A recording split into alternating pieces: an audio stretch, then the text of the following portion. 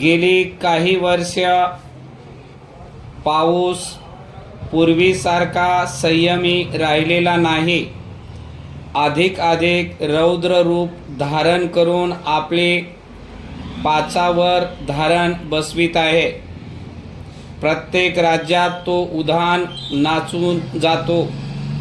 कुठे उग्र तांडव तर कुठे बेभान होऊन सगळं काही धुवून नेतो. आणि अशातच समाज माध्यमांच्या भाषेत मुंबईची तुंबई होते. एकीकडे नालेसफाईवर तोंडसूक घेतले जाते तर दुसरीकडे बांधकाम व्यावसायिकांचा वाढता हव्यास आणि बेलगाम वृक्षतोड या प्रलय सदृश्य परिस्थितीस कारणीभूत आहेत असा दावा केला जातो.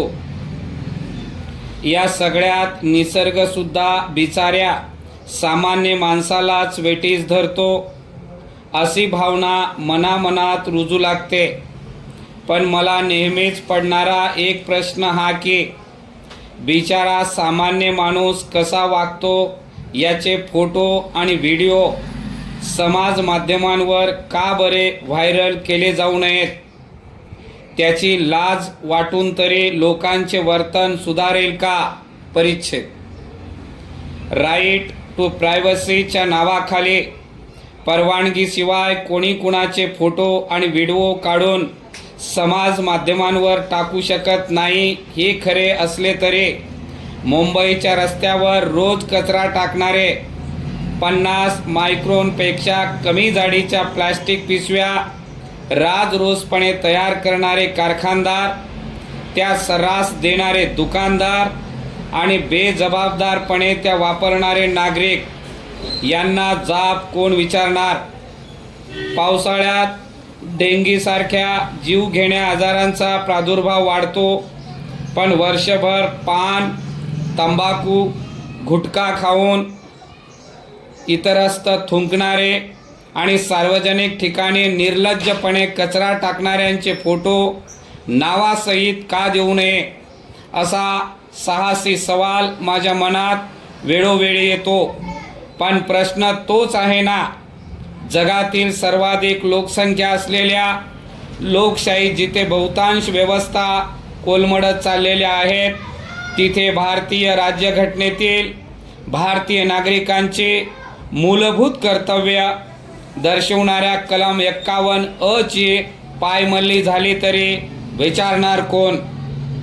कोणी थुंकणाऱ्या किंवा कचरा टाकणाऱ्या व्यक्तीस थांबून विचारावयाचे धाडस केलेच तर आमच्या वाक्यचातुर्य असणाऱ्या पण नागरी भावना बोथट झालेल्या अनेक हजरजबाबी बंधू भगिनी क्षणाचा विलंब न करता पालिकेचे सफाई कर्मचारी काय करतात?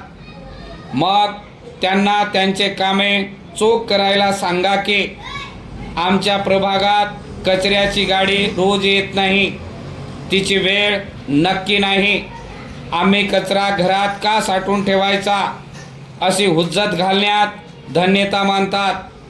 वेपर्स, बिस्किटे खाऊन रिकामा प्लास्टिकचा तुकडा अथवा वडापाव खाऊन तेलकट कागदाचा बोळा, रिकामी पाण्याची बाटली रस्त्यात अगर ट्रेनच्या खिडकीतून टाकणाऱ्या व्यक्तीस नम्रपणे त्याची चूक निदर्शनास आणून दिली तर ताबडतोब उलट प्रश्न येतो, कचऱ्याचे डबे आहेत का कुठे?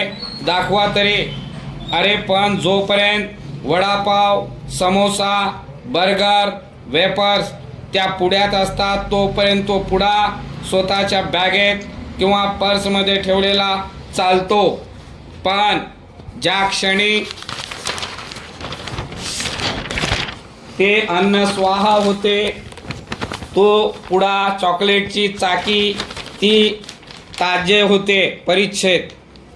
यासाठी एक प्रयोग डोंबिवलीमध्ये करून पाहिला. अनेक ठिकाणी लोकांनी येता जाता कचरा टाकल्याने अघोषित आणि अदृश्य कचरा कुंड्या तयार झाल्या होत्या. तिथे पालिकेच्या अधिकाऱ्यांशी बोलून स्वच्छता विभागाच्या मदतीने कचऱ्याचे ढीग उचलून न्यायला कर्मचारी बोलावले.